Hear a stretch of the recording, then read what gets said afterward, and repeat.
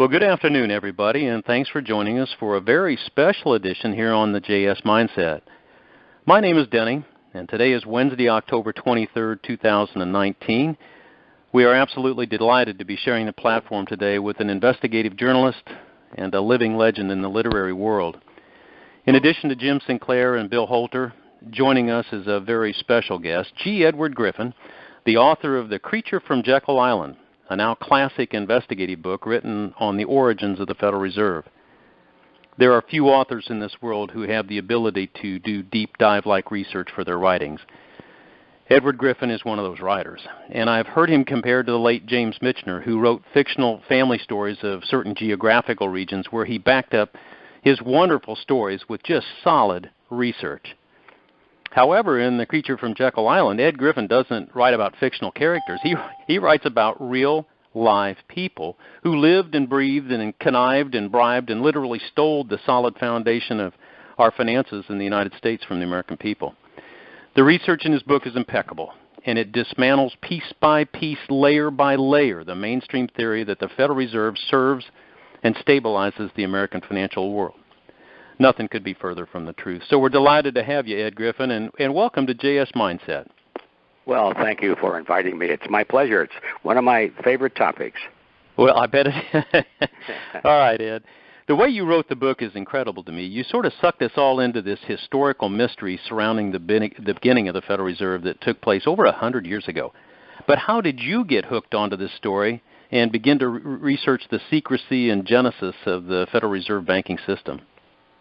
Well, that's kind of a boring story, actually. It's like so many things in life that are very important. They didn't start out to be important. You didn't realize where you were headed when you started. That's the way it was with me. It was way back in the late 1960s. I was producing some very low-budget documentary films.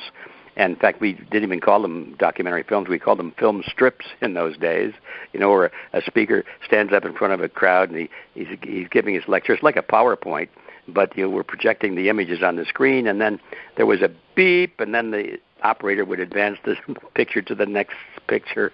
And it was very crude, but that's what I was doing, and I decided I wanted to produce a documentary on the nature of inflation or the origin of inflation.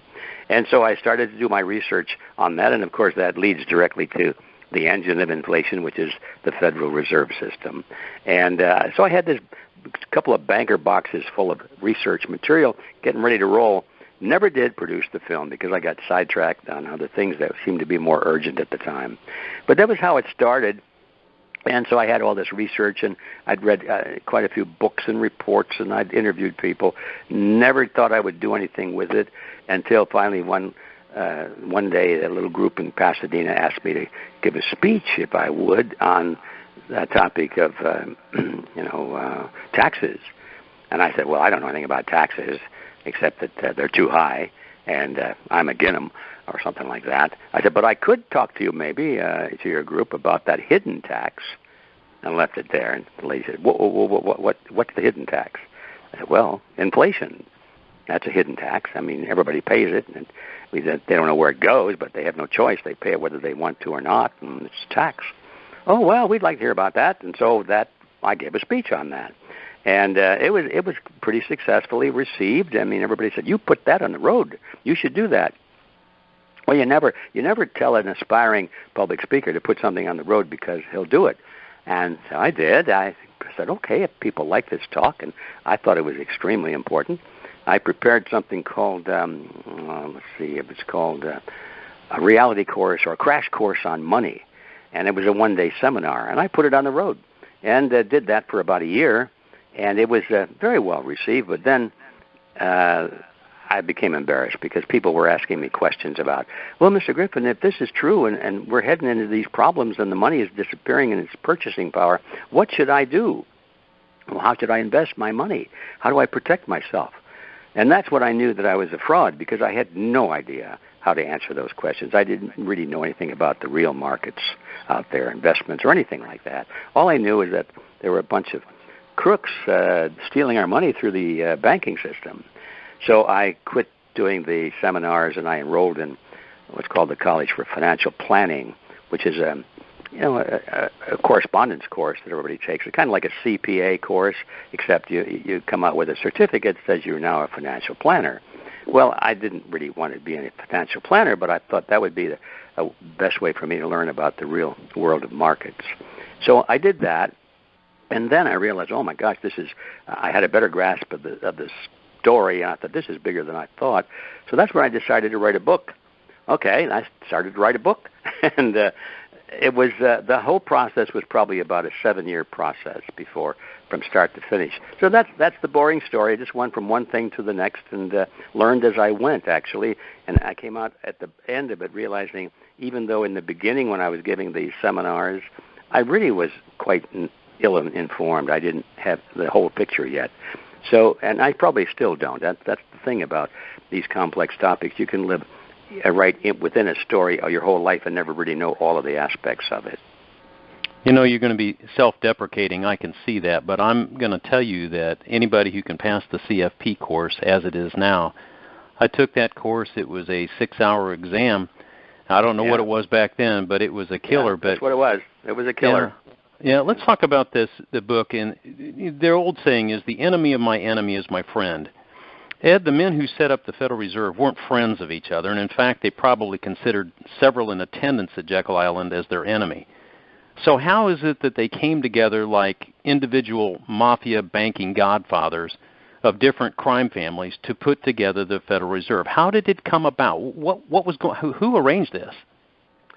Well, it was arranged by the chieftains themselves, because what was happening, that was at the point in history, remember this was about 1910 that meeting took place, and for a few years prior to that, probably a good decade prior to that or more, there was the realization that the entire economic life of the nation was becoming more and more concentrated into the hands of a few very powerful financial institutions. We're talking about Rockefeller and J.P. Morgan primarily and their associates.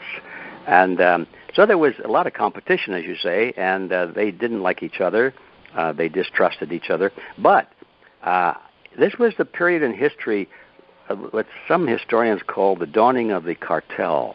And it was a period where the giants of industry, we're talking about the Carnegies and the Rockefellers, people like that, were coming to the realization that now that they were on top of the mountain, they didn't want anyone else climbing up the mountain.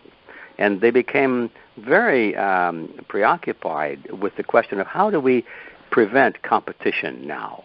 Now that we competed and won the competition and we're in charge, we're running everything, we've got all these people at the bottom of this mountain, and they're getting ready to climb that hill, and heck, they might knock us off. So they started to think of how they could combine, how they could create monopolies. A lot of monopolies came into existence. They were, trying to destroy each other. If they couldn't destroy each other, they would form partnerships, and they would go into business together. They would try and buy each other out. The whole idea was to eliminate competition. And incidentally, a little side issue on that is reading that part of the history, I couldn't believe that these very, very wealthy captains of industry, some of them, the wealthiest people in the world, were very admirably impressed by people like Karl Marx. I thought, well, what is that all about? Because they had a lot of money, I assumed that they were capitalists. And that's what we're told. If you have a lot of money, you're a capitalist. Well, no, I discovered that's not the case. Some of the richest people in the world are anti-capitalists. I mean, the Marxists in the world are the richest people because they have charge of the nation's money supply. I mean, they don't earn it through competition. They earn it through political power. And so that was an awakening to me to realize that these very, very wealthy people were not capitalists at all.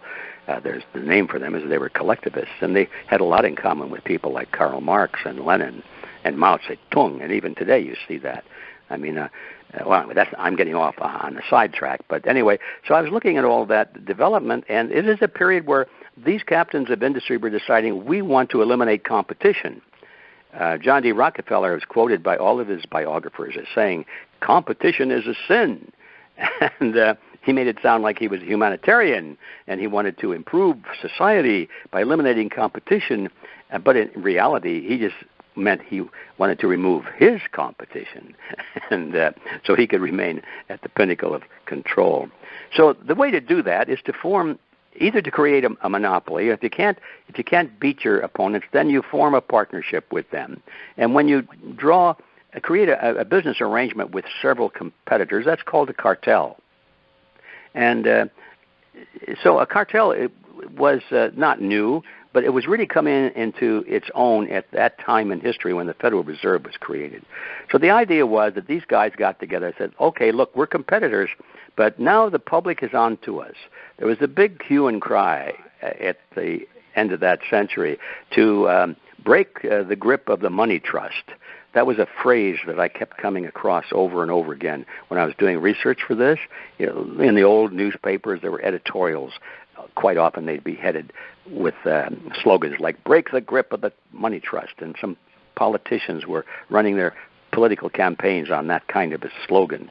Woodrow Wilson was one of them. Of course, he was working for the money trust, but he and the money trust decided that the best way to get him elected and into power is to let it be thought that he was an opponent.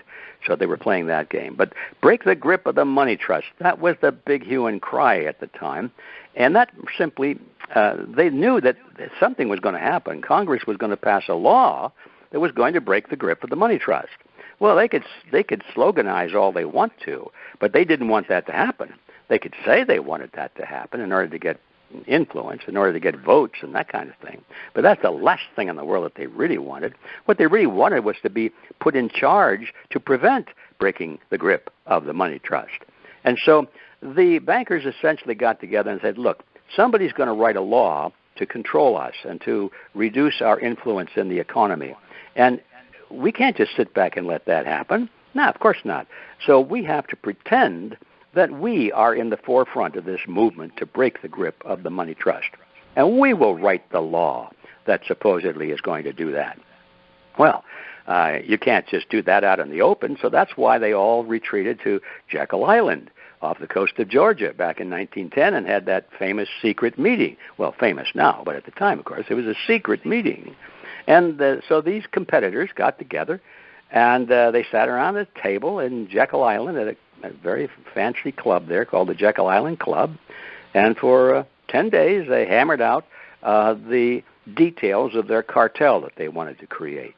They were going to say, we're not going to compete anymore. We're going to get together. We're going to agree on interest rates and marketing practices and banking practices, and we're just going to determine how we create money out of nothing and what the ratios will be. We will be in charge, but we'll pretend like it's a bill to break the grip of the money trust. So they drafted their cartel agreement at that meeting, and then they went back to Washington. These were they went to Washington mostly as lobbyists. There were a couple of people in that group that were really political figures. Anyway, I don't want to get too deep into the detail of this. Senator Nelson Aldrich was the primary one.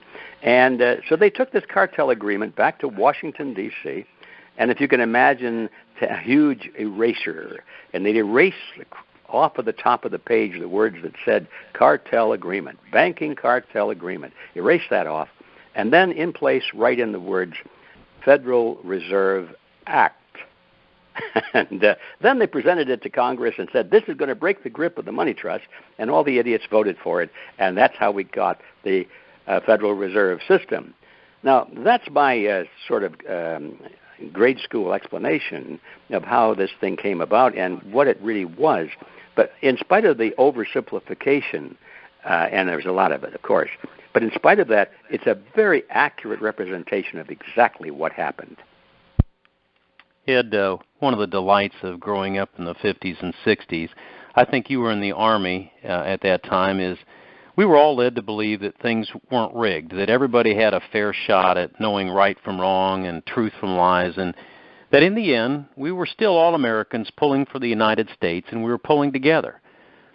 Now in later years, we realize that the reality is far from that, and that there are always those that deceived us as they sought an unfair advantage, as you say, to legalize the theft of public wealth. Now, Ed, I'm glad that you don't shy away from conspiracy, But I guess one of the first questions is, how has it been that the truth of what took place at Jekyll Island has always been hid up until your book?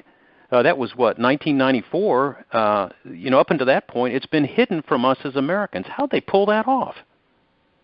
Well, that's it's not an easy question to answer unless you back far enough away from the picture and you don't get too bogged down in the details. If you back way, way back and you look at the outlines, it's pretty simple. First of all, the general public really doesn't care.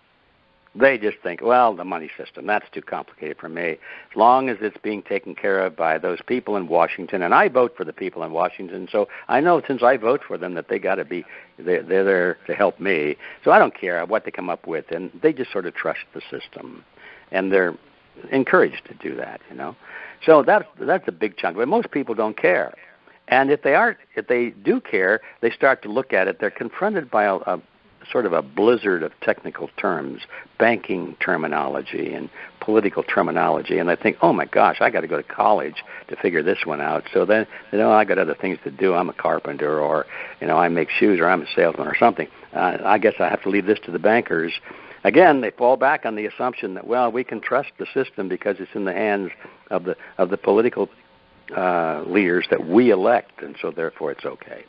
So that's part of it. And then the other part of it is, and this is hard for the average person to believe, is that at the very top of these structures, there are people who want to keep it that way. They do not want us to understand, because if enough of us do understand and begin to do what we're doing right here on this program, get the word out, and start to explain it and rouse the rabble, so to speak, and let the average person know that, hey, they're being taken for a fool, well, then it's going to lead to some kind of a real change. We really are going to break the grip of the money trust, and we can't let that happen. So they would do everything possible to prevent people like us from getting the word out.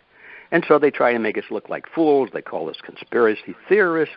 They call us idiots. They say if they can't find anything on us, if they can't find any real dirt on our lives, or they'll go create something, totally make it up, but they'll get it into the press, and people will read it. And they'll say, oh, listen to this. Why, this guy that wrote the book that we like so much, why he beats his wife every Thursday night. And he seemed like such a nice person. They believe anything they read in the press. And that leads to the reality that the banking system and all the financial interests have a very powerful voice in controlling the press. And they made that a part of their strategy, actually, decades ago, that they had to gain control over the press, which means control over what people are allowed to hear and what they think. So all of those factors come together, and so you realize that the chances of getting a fair description of what I just talked about a moment ago, getting that into the schools or into the media, onto any of the networks or into the major newspapers, is practically zero. And so that's how it happens. It's control, it's apathy and control, a combination of those two things. You've always maintained that the Federal Reserve promotes and makes money on wars around the world. So I'm not going to push you too hard, but can you give the listeners the Reader's Digest version of the relationship between the Federal Reserve System and the war machine? And then, if you could, what do you think of the current U.S. foreign policy and the industrial military complex? So tie the reserve and the war machine together, if you could. Okay. Well, let's see how good a knot I can tie on that one. It's a big topic, and starting back again to the issue that people don't want to believe these things. They just think that, that couldn't be true, that there's an industrial military complex that is using wars, actually desiring wars, facilitating wars, creating wars that are needless, and not only needless, but horrible in every sense. They're counterproductive, that they're doing that deliberately so that they can make a buck. Oh, no, that can't be true, because we go back again to the issue. Well, no, the people we elected to Congress wouldn't allow that. What they don't realize is that there's so much money in war, the creation of war machinery and ammunition and the weapons of destruction. There's so much money in that industry that the overflow can easily be shifted into politics, and the large war manufacturing companies that make the ammunition and all the weapons of war have such huge profits that they can buy politicians.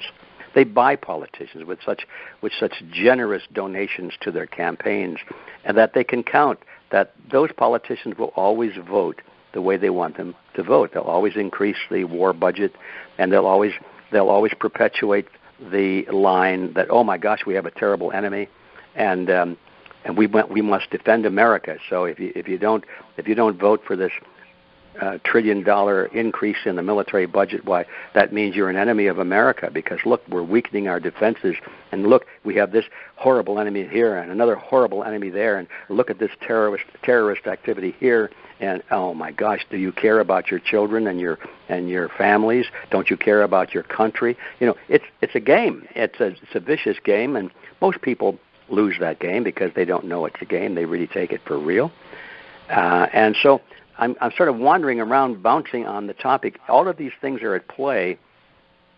There are people at the top, and this is always the issue. We must understand there's a huge gap between that very small group at the pinnacle of power that really benefit from all this. There's a huge gap between that and the masses of us down below who want to believe that everything is fine. We want to trust these people at the highest levels. We want to believe that what they tell us is true. And, of course, when they tell it to us, they have control over the media, and it comes in a very convincing form with photographs and interviews and videos and sound effects, and everybody's saying the same thing, so it must be true. So we believe all of this, and that's why it can continue. And so you get down to the bottom line is how do they finance all of these wars? They're terribly expensive. I don't remember the percentages, but I think if we had an accountant firm that could really add up all the financial costs of war, not the human costs, but just the financial costs to the American people, of how much it costs to maintain this military-industrial complex that we're talking about, I'm going to just guess that it's probably about a third, if not 45% of everything we produce. I think that's where it can't be far off from that if we put all of the costs together into the same bag. Now, that's a huge drain on the American economy, on the productive power of the American people, and a huge drain on their savings, their ability to keep what they earn, and to prepare for their security in their old age, their retirement. And of course, inflation is raging along, which means that even the money they save for their retirement, by the time they get to retirement, the money doesn't buy anything anymore. So they get that too. And so they get just about everything that the American people produce. At the end of their lifetime, there's really not much left, except for a very small group of very fortunate people. So now, how do they get that money from the American people? If they were in the old days, before a Federal Reserve, or the thing they call central banks, which all countries have them, they're called central banks. Our central bank is called the Federal Reserve System, and they all do the same thing. They create money out of debt, and they push money into circulation. That expands the money supply, which decreases the purchasing power of each individual currency unit, so that the average bloke like you and me, we buy less and less with our currency. So that's how that inflation thing works. But in the days before that, how could the emperors of old days and the dictators of old days finance their wars? Well, they had to go and collect taxes. Had to send a tax man around and say, well, we want more taxes this year, more taxes next year, and more again the next year. Well, historically what happens is it seems that when the taxes of a nation begin to climb above 35, 40%, there's always a tax revolt of some kind. And the leaders of the tyranny and the warmongers, they get knocked off. They're replaced. So in the old days, it was always a sort of an unspoken rule that you cannot tax your citizens more than about 40% of everything they earn, and sometimes a lot less than that will cause them to rebel. And of course, once the people rebel, the game is kind of over. So the trick was, how do you get more than 40% out of the people and still keep your power? and not have to worry about the people rebelling. And that's why the central banks became so popular, because they figured out that they can tax the people through inflation. And they won't even know that they're paying the tax. They'll say, inflation, what the heck is causing that? Isn't that a shame? They think inflation comes from the sky or something. They do not understand that inflation is just a hidden tax. And so that's how they can finance these wars. So you take away the central bank mechanism, and you force governments to go to their people and say, we've got a serious enemy, a serious threat, and we need taxes for this, and this is what it's going to cost you. They would have to really justify. They'd have to be for real. They'd have to prove that, that there is an enemy, or that we really need to sacrifice 8 million American soldiers to protect the oil interests of some country in the Middle East or something like that. It'd be pretty hard to sell if people knew that they were paying taxes and also paying with the lives of their sons for those things. So the short answer to your question is that the relationship between the Federal Reserve and all other central banks is that it is a mechanism by which industrial and war industrial complexes all over the world, not just the United States but other countries as well, it's that how they can get this unlimited money supply from the people without the people knowing that they're paying it and not having any control over whether they pay it or not. So it's an easy payment system. I want to go right to the heart of it. What do you think it's going to do? What'll it take to get rid of our Federal Reserve banking system? And you can tie it in your answer. And will getting rid of the Federal Reserve destroy our economy? And for goodness sakes, do you think we can ever get back on a gold standard for our money, Ed? Well, help me remember the first part is all right. How we do it. But how do we get rid of the Federal Reserve? And if we do that, are we going to destroy our economy? Yeah. And, well, first of all, can we do it? Of course we can do it. And if we don't do it, we go down the tubes. We either abolish the Federal Reserve or the Federal Reserve will abolish America. That's my conclusion, because it's a plunder scheme. It's a complete. It's organized crime that's gotten control of the government, and they're just plundering us. That's it. And they keep increasing it. They have an insatiable appetite. Every year they want more and more, and they get more and more. And you can't go on forever with that. They want it all. And that's really the end game, is when they get it all, then we're through. That's it. We're just slaves. We've returned back to Egypt. We're slaves, and the Pharaoh is in charge, and we work in the straw pits. That's where we're headed. So it has to be done. The question is, how can you do it? And the answer is, it's easy and it's not so easy. The easy part is we know how to do it. We just reverse the process by which the Federal Reserve was created, and that's simply to get Congress to say we hereby abolish the Federal Reserve. I mean, Congress created it. Congress has the power right now to abolish it. So it's easy. How do we do it? We just get Congress to say we abolish the Federal Reserve. But now, how do we get Congress to do that when most of the congressmen are beholden in one way or another to the system itself? They're beholden because a lot of them have close business ties with interests that are part of this matrix. And secondly, they know if they start speaking against the Federal Reserve, not just speaking against it like President Trump says, this Federal Reserve needs to be knocked down, but actually doing something about it. They start voting for something that would reduce the power of the Fed, actually do that. Why? They know that they would be knocked out of office because the Federal Reserve and that financial interest control the mass media. So the mass media would turn on the person so viciously that they would convince the public that this person was insane, or that he was criminal, or worse, or something. Or, of course, they could get rid of him. There are plenty of jackals out there that can be hired to get rid of people, and that happens periodically, as we know. So getting rid of it is simple, but how do you actually convince enough congressmen to take the stance to do so. Now, that's the hard part. Well, I say it's hard. That, too, is simple, but it's still hard. And that is that we have to reach out to the American people and get the awareness of this problem so universally spread out that everybody demands it. And if enough people really understand the problem we're facing, there will be political figures that will come from the outside of the establishment, not from inside. It won't be anybody we've ever heard of before. It'll be somebody just stepping up to the plate who's been a school teacher, or maybe, gosh only knows, maybe a writer, maybe a talk show host, maybe somebody that just decided to make a difference in the world. Who knows? But somebody who has no axe to grind and no commitments to the establishment, and is willing to surrender all of the glories and the offers and the enticements that can be offered to a political figure, and also is smart enough to stay out of being entrapped so that it can't be blackmailed.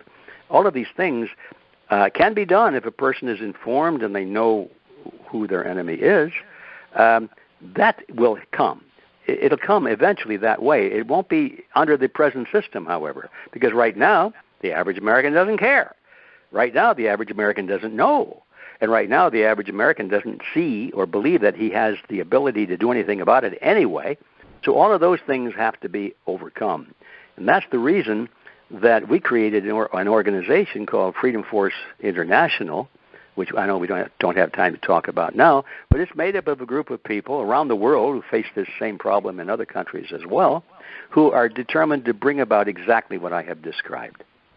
Ed, you've got this book now published in Chinese, German, and Japanese, and go ahead and let's talk about Freedom Force International just for a second. Then I want to get back to a couple conspiracies, but this is pretty important stuff.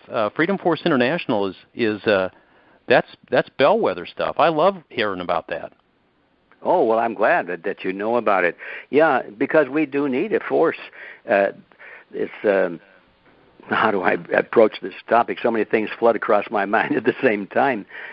Some people say, well, Mr. Griffin, what can an average person do against such a powerful force as this? What can the average person do? And my response is, well, stop being average, The average person can't do anything about it because the average person doesn't want to do anything about it. The average person doesn't think he can do anything about it. The average person won't stick his neck out. He doesn't have a stomach for conflict, controversy. He wants to be loved by everybody. He's afraid somebody will call him a bad name. He doesn't want to risk pleasing his employer. He doesn't want to lose his job. The average person is a timid soul. He can't do anything about it. He's easy to capture. So, fortunately, history has always been written not by the average people, but by the unaverage people. So the way to do something is to stop being average and to step forward and become courageous and become a leader and be willing to take on your opposition and face conflict. And on a grassroots level, Ed, we're beginning to see it. The problem is when they get to Washington. In fact, one of the questions is, do they all have the same master? One of my buddies, Dave, said many of us have awakened to the fact that there's very little difference in politicians in the two-party system once they get to Washington, D.C. Do they all have the same master once they get there, Ed? I'm thinking about that. I think that they have the same. They all face the same kind of a master, and I think even above the masters there is a single master. Okay, so in that sense, yes, but each one is vulnerable in a different way.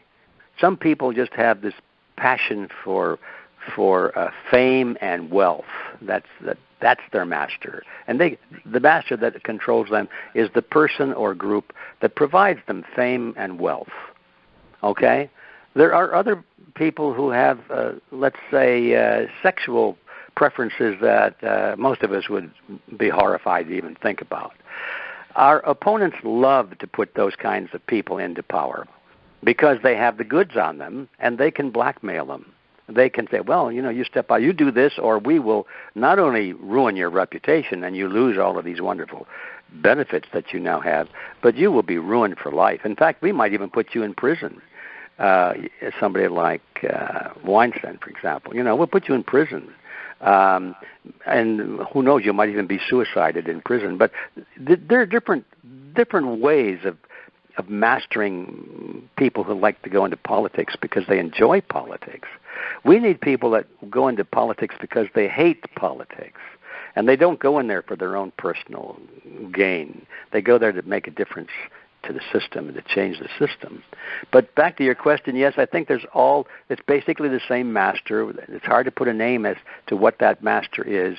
But I think these people themselves have given themselves their own name. They all speak fondly of what they call the New World Order. That's their name. It's not our name. And they all speak, when they get kind of a misty look in their eye when they say, the New World Order is coming to be. They just dream and drool about the New World Order, which to them, maybe they have different visions, but basically it means that it's a world that they control, and that a world in which 99.9% of the population serves them unquestionably and without question. Without limitation, I should say, and they have they're on top, they're in control, and everybody else serves them, master and slave, and they do it so, and they get everybody to go along with it by convincing them that the slaves are now convinced that this is for their own best interest, for their own good. So that's the trick, and I don't know if we want to call them anything. I guess I just call them the New World Orders. Those people. Hey, Ed, this is Bill Holter. I've got a quick question for you, talking about the end of ending the Federal Reserve. At this point, we're basically there's more debt outstanding than can ever be repaid. Mm-hmm. And in order to repay it, obviously they've got to push, create more debt, push more currency into the system. It destroys the dollar itself. Is that a way, the Fed destroying itself? Did you see the Fed going away, or do you believe rather that it's going to be man-made, where they get shut off by Congress or whatever? Well, that depends on us to a large degree. It depends on how aggressive we are, how successful we are, because they're not going to be shut off by Congress unless we and our method and our message is out there. So, but take that out of the equation. If everything continues exactly as it is, well, yeah, the whole thing just implodes. So you're quite right. There's no way to repay that debt, and they know that. That's why they're so anxious to go into debt. They know they don't have to repay it, or they cannot. They never will. We'll repay it because the system will collapse.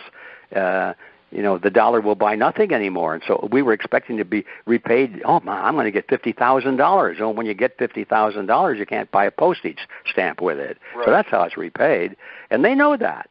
So that's why they don't hesitate anymore. Do you think they knew that back in 1913 when it first started? Do you think they knew from a credit standpoint that they would end up blowing up the currency?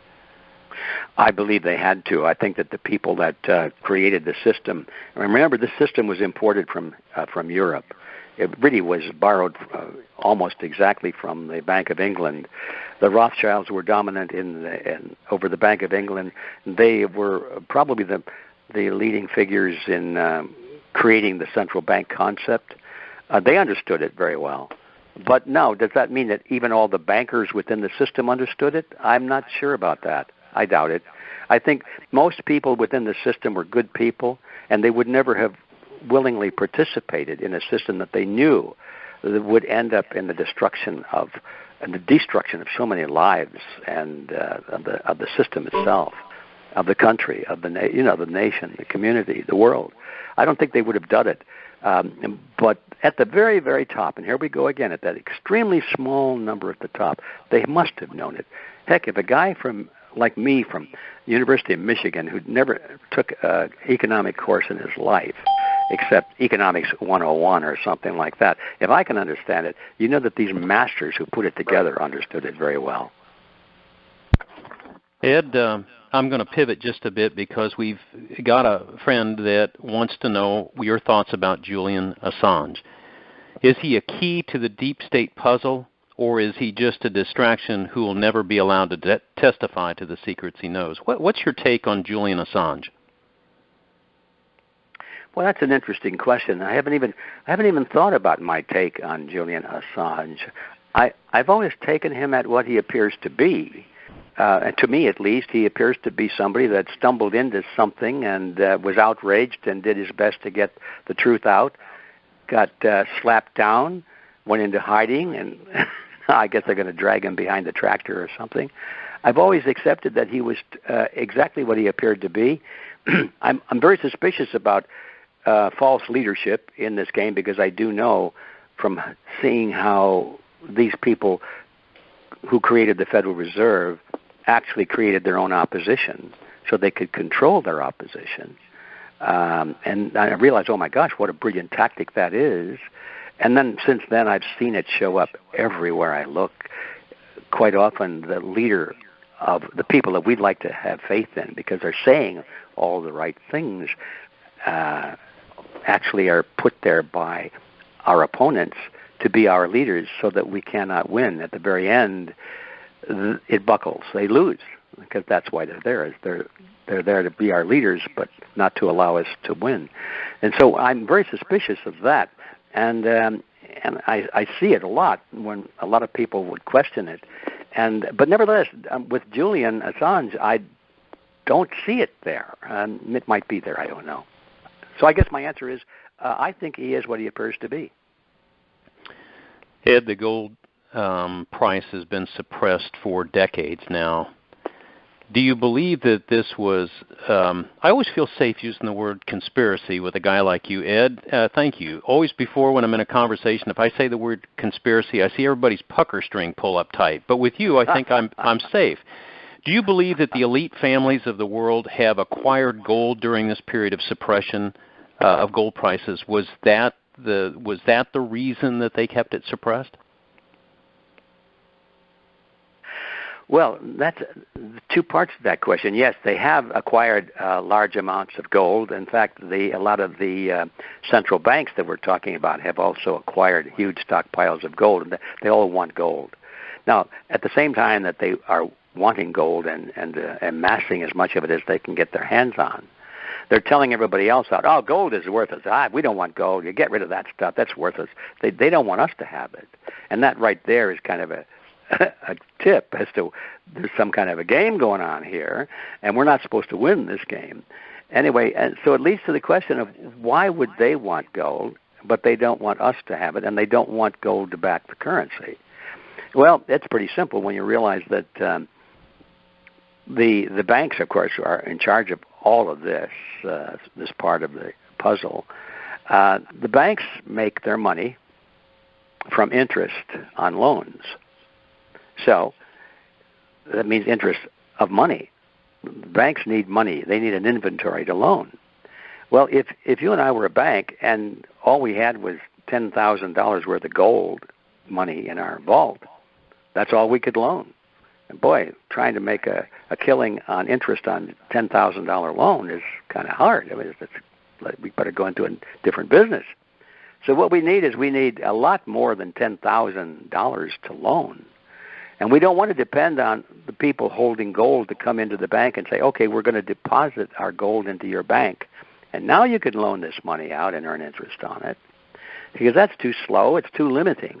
They want unlimited amounts of money that they can loan. I mean unlimited.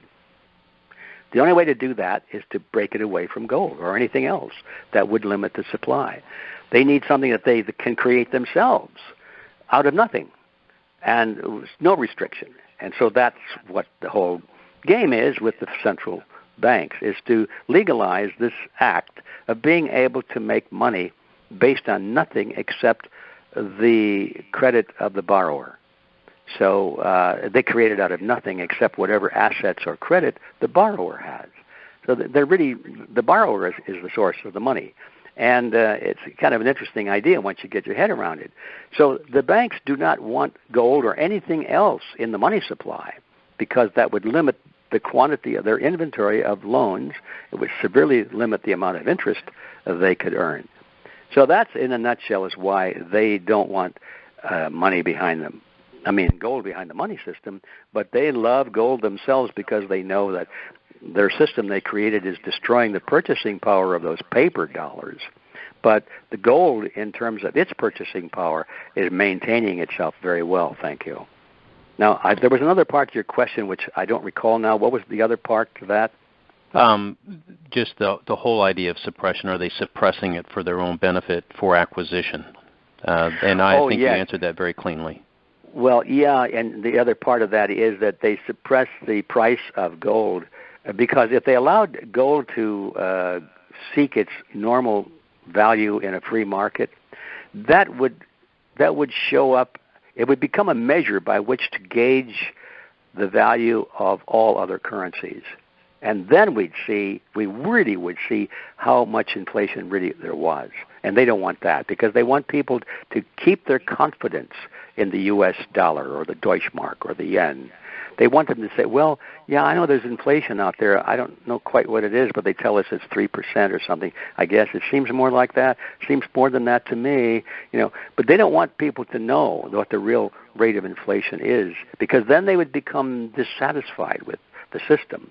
So by suppressing gold, the price of gold, it eliminates from easy view, at least from the average person's view, it eliminates any means by which they can truly gauge the means by which the level to which their money is being depreciated. So that's another reason they just don't want that comparison out there. There are rumors that the Chinese have the largest hoard of gold ever.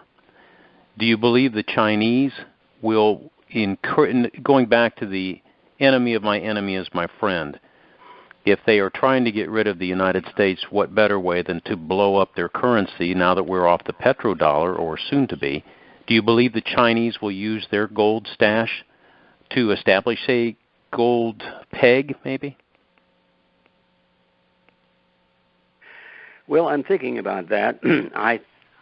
I don't know. I'll be totally honest with you. I don't understand all of the aspects of the Chinese strategy on gold, but some of it I do.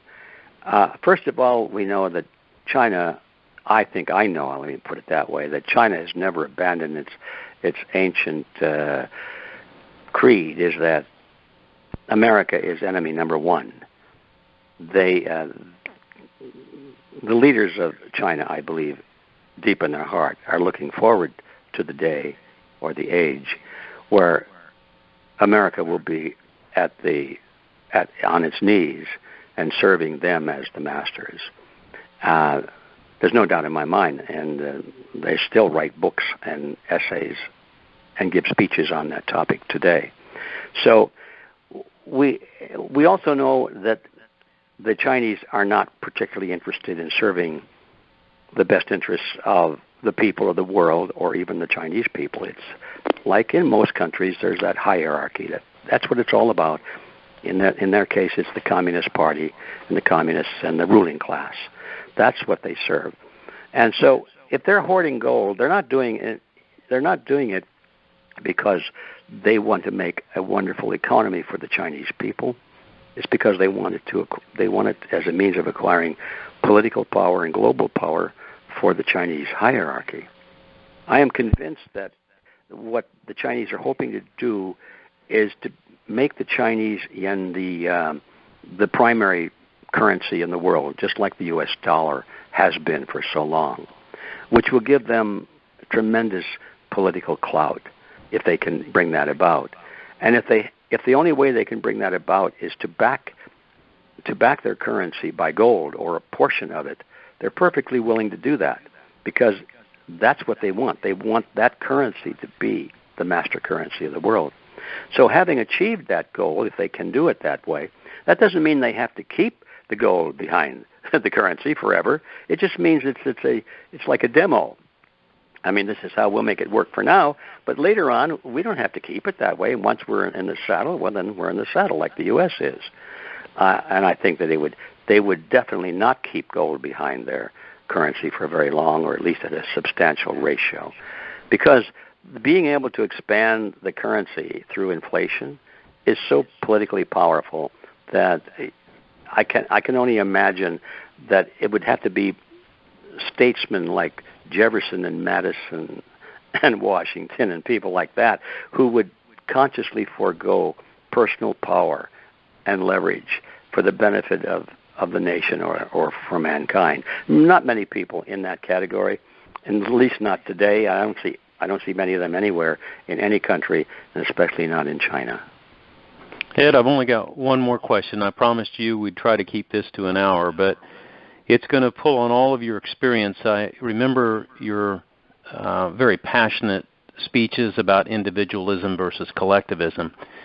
I read a piece by Walter Williams last week about intolerance, specifically intolerance in academia, and it's no longer a free exchange of ideas, and I believe Williams made pretty good observation that colleges and institutions are rigging the debate by brainwashing students into collectivism where there's only one perspective, and that's the perspective of the group or the state. It's no longer about academic pursuit of truth, but Ed, is that not the perfect description of what has happened in public debate about everything from 9/11 to the Federal Reserve to global warming to gold as a barbarous relic?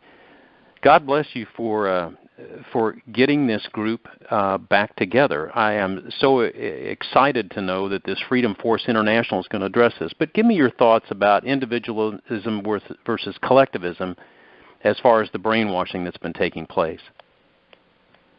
Well, yes, I think you're right on target. The main intellectual current of all of the debates and, in fact, I'll say all of the communication systems in the world. I was going to say just America, but I think in the world for the past 100 years has been to eliminate this concept of individualism and replace it, to whatever extent it did exist, with the concept of collectivism, because that is the essence of what these New World Order people want. They want total control, and they don't want to have to subdue the people by military means to maintain that control. They want the people to control themselves, which means they have to control their minds, and they have to convince them that no matter what the hardship, no matter what the penalty, that it's somehow in their best interest to conform. And that's really the trick behind collectivism, is to convince the slaves that this is for their best interest, that it's good that they're slaves, that any other system where they're not slaves would just be terrible because it would lead to chaos, it would lead to wars and things like that. Who knows? Anyway, slavery is good compared to the images that are presented to people of the world of things that they must fear so much that they're willing to give up their freedom. By that I mean slavery doesn't sound so bad when you think about the world collapsing in atomic war. So if we want to eliminate the possibility of an atomic war, well, we have to give up our freedom, right? That's a good trade. Or if we don't want terrorism, well, we have to give up our freedom, right? Oh, we don't want drugs. Oh, terrible drug epidemic. Well, yeah, but we have to give up our freedom. We don't want child pornography, do we? No, even if we have to give up our freedom. Everything is presented to us as a horrible specter, and that's part of the trick, to convince everybody that giving up a little bit of your freedom here and a little bit more there and paying more of your assets here until finally you have nothing left and you're dependent on the state, you have no assets left. It's all a good trade so that we're protected against these horrible specters. And so it's in our own best interest, we're told, to do all of these things. So that's the trick, and that's been going on for 100 years, and it's certainly in the final stages right now, to the point where it's openly taught and advocated at the university level, as you suggested.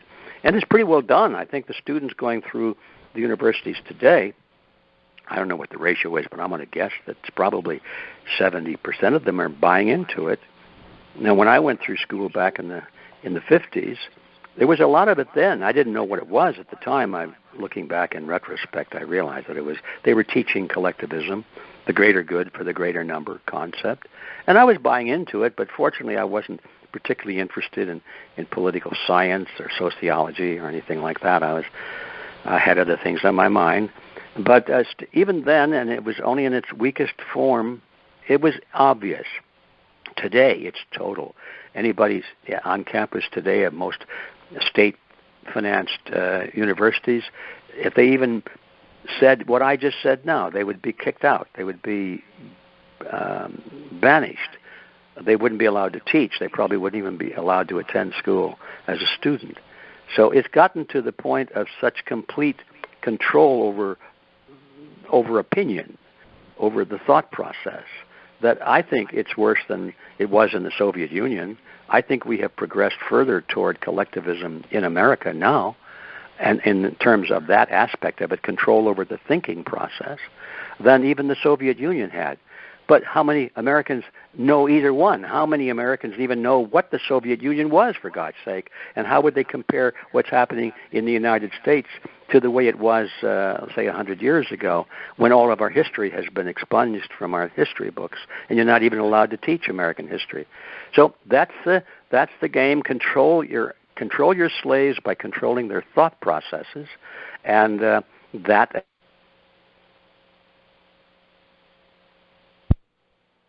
Did I lose you, Ed? Well, how about that? You were listening to the very wonderful G. Edward Griffin, who joined us today on the JS Mindset website. He's the author of The Creature from Jekyll Island. It's now in its 42nd printing. It's available at virtually every bookstore across America. And really, just to honor Ed, I've got to tell you that this Freedom Force International... There he is. He's back. Ed, you back? No, that's me who's back. I got kicked off this call 4 times. David, let me just add that a lot of the stuff I heard from G. Edward Griffin was could have come out of my mouth. It was the Mr. Rogers version instead of the Attila the Hun version that I get from Dave every week. But just what a wonderful interview. I wanted to tell everybody who's listening, freedomforceinternational.org. freedomforceinternational.org, and I think we'll reach out to Harriet to see if we can get a link put up so people can explore that. But boys, that was a wonderful sharing of an hour with a man who has fought the good fight, won't you think? It was excellent.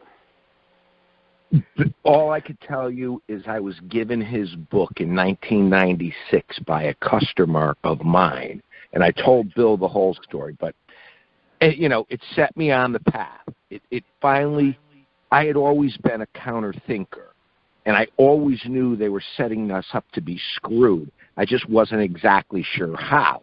His book exactly laid out the roadmap, and I've spent the last 25 years running down this rabbit hole, 23 years running down this rabbit hole, and it gets deeper every day because the things that he's taught me combined with what Jim and Bill have taught me, with my healthy skepticism of the military-industrial complex, having growing up in it, it's like, the banks of the military-industrial complex win every single time, do they not? They do. Listen, I want to tell everybody about this book. It's called The Creature from Jekyll Island. It is very thick, but there is a way to read this. There is a synopsis that you can read all at once, and you can read the summaries all at once. So there's an introduction synopsis, and then there's a summary synopsis. You can get through the whole thing in about an hour, and then it's fun to go back and see the drama for each and individual thing, like how the group came together, how they were told not to make eye contact with each other on the train, how they were to get to Jekyll Island. It's just a great story, but don't be intimidated by the thickness of the book, because there is a way to get through it. And then, Dave, it's fun to read after that because you can go back and just see what these scoundrels did. It's quite a treatise. It's the banking mafia. It's not the concrete or ironworkers mafia. It's the bankers mafia. And, as he alluded to, see, this all leads back to one ruler. Everything's controlled opposition. They figured that out a long time ago. And that's why they set up the Federal Reserve. They had to make it look like they weren't screwing us. The two-party system is perfect for that because, like G. Edward Griffin says, you have a it doesn't matter it doesn't matter what party you're in. the parties all answer to the military-industrial complex and the banks because they butter their bread. So either you play along or you're dead. I mean, it's not hard. All right. So I think with that, we'll tell our listeners we are going to be back with you on Saturday, and we'll probably be talking about this. But we hope you enjoy this.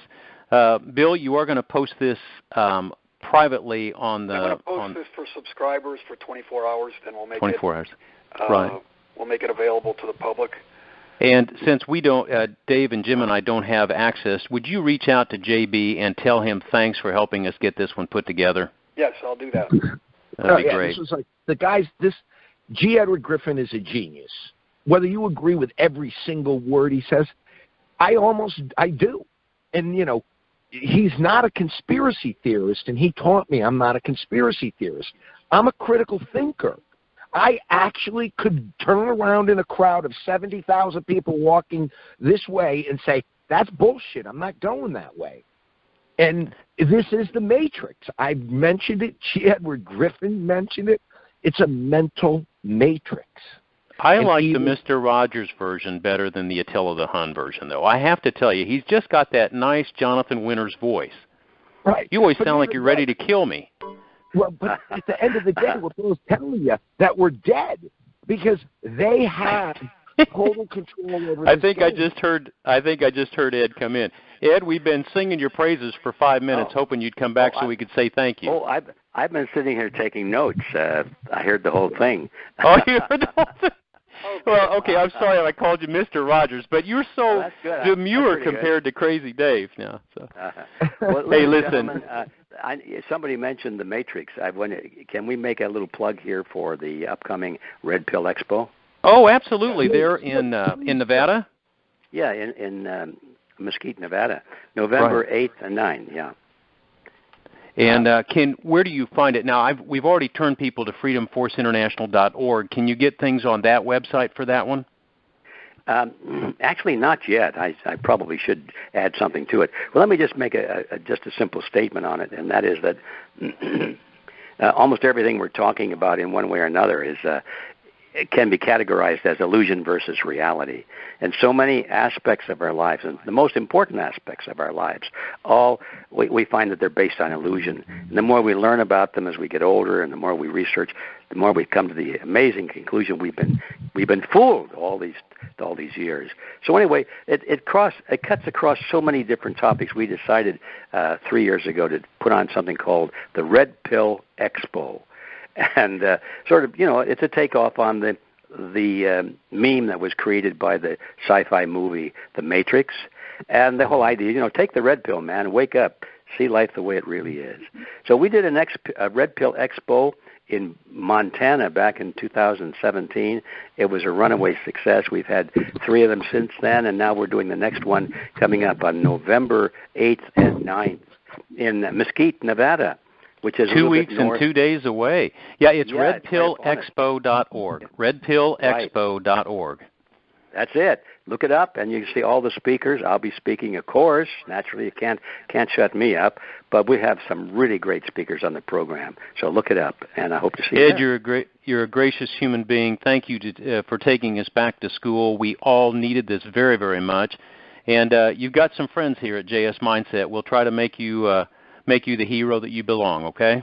Okay. Well, thank you so much. Thank you. Thank you very much. Thank you, Ed. That is for sure. You are a hero. Thank you, Ed. Yeah, you are my hero. Have a great night. Bye. Okay. All right. Thank you, everybody. All that. Thank you. Goodbye. All right, sir. Bye-bye now. Bye-bye.